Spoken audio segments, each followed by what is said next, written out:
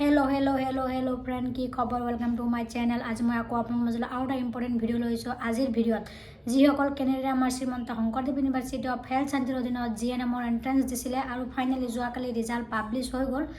So result publish হৈ গ'ল already. सो तार पिछरखिनि प्रसिडिउर की काउन्सिलिंग केनेके হ'ব, की डकुमेंट निब লাগিব বা जितु आमार जितु जीएनएমৰ एग्जामत किमान मार्क स्कोर करिছে हेतु हिसाबत किमान जिमानखिनि कैंडिडेट तात एपियार হৈছিলে সকলোৰে দিছিলে। सो तात किमानखिनि सिलेक्ट কৰিব, किमानटा सीट আছে, ক'ত এলট কৰিব, গোটেইখিনি ডিটেইলছ এইটো ভিডিঅ'ত আপোনালোকৰ মাজত জনাম। সো ভিডিঅ'টো অকণো স্কিপ নকৰাকৈ ফাৰ্ষ্ট অফ অল আসলে চাব আৰু যোনে মোৰ চেনেলত নতুন আহিছে প্লিজ চেনেলটো সাবস্ক্ৰাইব কৰি দিব আৰু যদি এতিয়াও বেল আইকনটো প্ৰেছ কৰা নাই তেতিয়াহ'লে বেল আইকনটো প্ৰেছ কৰি দিব যাতে নতুন আপডেটবিলাক পাই থাকে।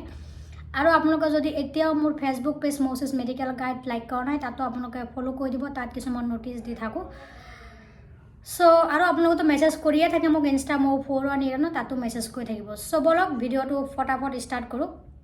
যোৱাকালি যিটো আমাৰ Srimanta Sankardev university of health সাইন্সৰ অধীনত জিএনএমৰ যিটো ৰিজাল্ট পাব্লিছ হৈ গ'ল তাৰ সেই ৰিজাল্ট ছিটটো দেখি বহুত ষ্টুডেণ্ট কনফিউজন হৈছে, কাৰণ তাত টোটেল 11,797 মানে 11,797টা কেণ্ডিডেটৰ যি জিএনএম এণ্ট্ৰেন্স দিছিলে তাৰ স্কোৰ কিমান কৰিছে সেইখিনি আহিছে। মানে টোটেল আৰু ষ্টুডেণ্টে এক্সাম দিছিলে কিছুমানক এক্সপেল কৰিছে, কাৰণ আপোনালোকে যিটো স্কোৰ যিটো সিট আপোনালোকে হয়তো দেখিছে প্ৰত্যেকটা হেৰিত কাক এক্সপেল কৰিছে সেইটোৰ ৰোল নাম্বাৰটো মেনশ্যন কৰি দিছে। সো আৰু অকণমান বেছি কেণ্ডিডেট এপিয়াৰ হৈছিল, আই হোপ তাৰে 4-5টা কেণ্ডিডেট হয়তো এক্সপেল হৈছে। বাকী যিখিনি কেণ্ডিডেট আছে 11,797টা কেণ্ডিডেটৰ জিএনএম এণ্ট্ৰেন্সত কিমান স্কোৰ কৰিছে তাৰ ওলাইছে, মানে এইখিনি টোটেল কেণ্ডিডেট। সো কনফিউজন হৈছে, বহুতে ভাবিছে এইটো মেৰিট লিষ্ট গতিকে গোটেইখিনিয়ে ছিট পাব। সো আপোনালোকে নিজে ভাবক 11,797টা ছিট আছে জানো?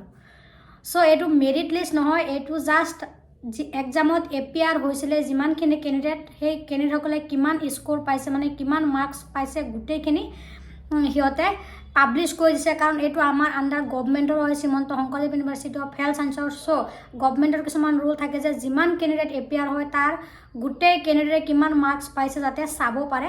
সো সেইটো কাৰণে চবৰে নাম্বাৰ পাব্লিছ কৰি দিছে কোনে কিমান পাইছে। গতিকে 11,000+ কেণ্ডিডেটটো ছিট নাপায়। সো ছিট কিমান আছে তাৰ ডিটেইলছত মই এটা ভিডিঅ' দিছিলোঁ মোৰ, আপোনালোকে যদি কোনোবাই চোৱা নাই চাই ল'ব পাৰে। তাত মই কৈছিলোঁ 23টা আণ্ডাৰ গভৰ্ণমেণ্টৰ অল আছামত ইনষ্টিটিউট আছে, তাৰে প্ৰত্যেকটাত 60কে কৈছিলোঁ। বাট থ্ৰু চ'ৰ্চেছ কিছুমান ইনষ্টিটিউটত 60 ছিট এলট কৰা নাই, কাৰণ ছিট কেপাচিটি কম আছে। বাট মই 2014ত যিটো আমাৰ school of nursing north Lakhimpur civil হস্পিটেলৰ পৰা মই পঢ়িছিলোঁ তেতিয়া আমাৰ 30 ছিট আছিলে, কিন্তু আমাৰ বেটছৰ 2 বছৰ পিছৰ পৰা আমাৰ যিটো school of nursing north Lakhimpur civil তাত 60 ছিট এলট কৰিছিলে। আৰু তেনেকুৱা বহুতখিনি আমাৰ চিনাকি কিছুমান ইনষ্টিটিউট আছে গভৰ্ণমেণ্ট য'ত নেকি 60টা ছিট লৈছিলে। সো গোটেইখিনিত 60 নহ'বও পাৰে, কম বেছি হ'ব পাৰে। বাট মই পঢ়াটোত 60 দি আছিলে, সো মই 60 কৈছিলোঁ। সো অকণমান ছিট কমিব পাৰে। সো আপোনালোকে 23টা ইনষ্টিটিউটত 40-50কে কৰক, 60 ধৰিব নালাগে, এভাৰেজটো কৰক। 50 বা 40টা ছিট হ'লে কিমান ছিট কেপাচিটি ওলায় আপোনালোকে কেলকুলেট কৰি নিজে ওলোৱাক। আৰু 700+ হয়তো কনফাৰ্ম ছিট হ'ব পাৰে, কাৰণ গভৰ্ণমেণ্টে এতিয়ালৈকে ছিট কেপাচিটি পাব্লিছ কৰি দিয়া নাই। বাট আমি গভৰ্ণমেণ্ট ৱাইজত ইনষ্টিটিউট ৱাইজত কিমান ছিট আগৰ পৰা দি আছে সেইটো কেলকুলেট কৰিহে কৈছোঁ। চ' অলপমান ইফাল সিফাল হ'ব পাৰে, তাত কোনো হেৰি নাই। বাট জাষ্ট এটা এক্সপেক্টেড ছিট কেপাচিটি কিমান তাৰ দিছোঁ। আৰু কিমানটা গভৰ্ণমেণ্ট ইনষ্টিটিউট আছে আছামত মই লাষ্ট ভিডিঅ'ত দি থৈছোঁ, যদি কোনোবাই চোৱা নাই চাই ল'ব পাৰে।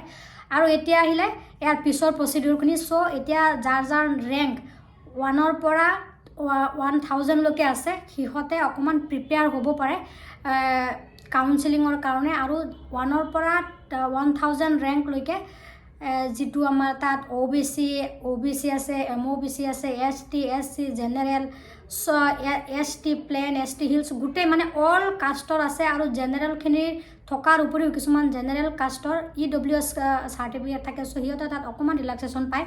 চ' গোটেইখিনি মিলাই 1000 ৰেংকলৈকে আপোনালোকে ধৰি থওক, কাৰণ ইয়াতছে ওপৰত যাব নোৱাৰে, কাৰণ মেক্সিমাম 1000 যদিও সিট হয় তেতিয়া 1000 ওপৰৰ যিখিনি ৰেংক আছে তো সিহঁতে অকণমান ডেঞ্জাৰত আহিব পাৰে। চ' আৰু এটা কথা, আপোনালোকে এজনে হয়তো আনজনে কিমান মাৰ্কছ পাইছে গম পোৱা নাই। ফাৰ্ষ্ট ৰেংক পোৱাজনে বাই চ'ৰ্চেছ গম পোৱা গৈছে 98 পাইছে বোলে। আৰু মোৰ এজনী চিনাকি ভণ্টি যোনে ইনষ্টাত মোক মেছেজ কৰি থাকে, তাই 9th ৰেংক পাইছে আৰু তাই 94 মাৰ্কছ পাইছে 100ৰ পৰা। চ' ফাৰ্ষ্ট ৰেংকজনী নিশ্চয় তাতকৈ ওপৰত হ'ব লাগিব। 9 ৰেংক পোৱাজনী যদি 94 পাইছে 100ৰ পৰা, তেতিয়া ফাৰ্ষ্ট ৰেংকজনী 98 99টো পাইছে আই হোপ।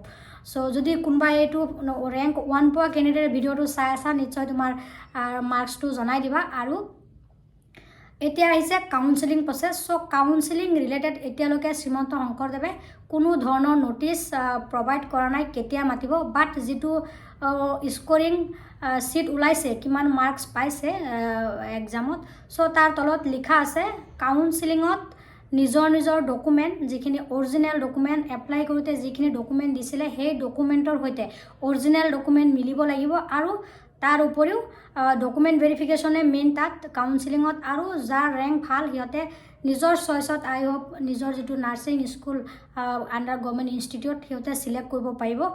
আৰু কাউন্সেলিং কেতিয়া হ'ব তাৰ ৰিগাৰ্ডিং একো ন'টিছ এতিয়ালৈকে দিয়া নাই। বাট তোমালোকে যাৰ ৰেংক ভাল আছে, নাম্বাৰ ভাল পাইছা, চ' সিহঁতে নিজৰ অৰিজিনেল ডকুমেণ্টখিনি ভালকৈ প্ৰিপেয়াৰ কৰি ৰাখা। আৰু লগতে যদি কিবা কাষ্ট চাৰ্টিফিকেট এপ্লাই কৰিছিলা যেতিয়া অনলাইন কৰোঁতে, যদি কাৰোবাৰ EWS কেটেগৰী কোনোবা যদি MOBC ST মানে যাৰ যি কাষ্ট চাৰ্টিফিকেট আছে ৰেডি কৰি ৰাখিবা। PRC must B compulsory, PRC লৈ যাবা। আৰু মেট্ৰিকৰ পৰা হায়াৰ ছেকেণ্ডেৰীলৈকে নিজৰ marksheet, admit, pass certificate with caste, লগতে ইনকাম চাৰ্টিফিকেট আৰু PRC মাষ্ট তোমালোকে ৰেডি কৰি ৰাখিবা। লগতে ফটোকপি, মানে এইখিনিয়ে কাউন্সেলিঙত প্ৰয়োজন হয়। চ' এইখিনিয়ে কাউন্সেলিঙৰ ডকুমেণ্টছ। আৰু যাৰ নাম আহিছে প্ৰত্যেকেই নাভাবিবা যে তোমালোকে পাছ কৰিছা বুলি। এইটো জাষ্ট এক্সামত এপিয়াৰ হোৱাৰ পিছত কিমান মাৰ্কছ পাইছা সেইটোৰহে লিষ্ট। চ' এইটো ফাইনেল মেৰিট লিষ্ট নহয়। কাউন্সেলিং হোৱাৰ পিছত যিমান চিট কেপাচিটি থাকে তাৰ ৱাইজত আমাৰ গভৰ্ণমেণ্ট ইনষ্টিটিউটত এলট কৰিব, seat vacancy wise, seat capacity wise allot কৰিব। আৰু ভাল ৰেংক পোৱা কেইজনীয়ে তাত চিট পাই যাব। গতিকে কাউন্সেলিং কেনেকৈ প্ৰচেছত হয়, কিমান ৰেংকৰ পৰা কিমান ৰেংকলৈকে মাতে সেইটো নেক্সট ন'টিছত জনাব, বা কাউন্সেলিং কেতিয়া হ'ব নেক্সট ন'টিছত জনাব। বাট যিখিনি ডকুমেণ্ট ক'লোঁ সেইখিনি তোমালোকে ৰেডি কৰি ৰাখা। চ' এইটোৱে আছিলে আজিৰ এটা ক্লিয়াৰিফিকেশ্যন ভিডিঅ', যিটো কাউন্সেলিং ৰিলেটেড বা কিমান চিট আছে, কাক মাতিব। চ' যদি কিবা কনফিউজন থাকে এতিয়াও কৈছোঁ তলত কমেণ্ট কৰি সুধিবা, বা ইনষ্টা Mo4188ত মেছেজ কৰিও সুধিব পাৰা, বা সুধিও আছা। চ' এইটোৱে আছিলে আজিৰ ভিডিঅ'। অকণমান দীঘল হৈছে বাট বহুত ইফেক্টিভ কিছুমান কথা তোমালোকক জনাইছোঁ। চ' ভিডিঅ'টো চাই কেনে পালা জনাবা।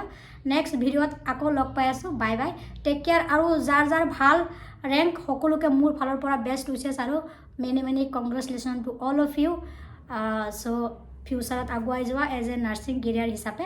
আৰু যাৰ বেয়া হৈছে এক্সাম বা মাৰ্কছ কম পাইছা, নেক্সট টাইম আকৌ ট্ৰাই কৰিলে নিশ্চয় এদিন হ'লেও ছাকচেছফুল হ'বা। চ' এইটোৱে আজিৰ ভিডিঅ'। Bye bye.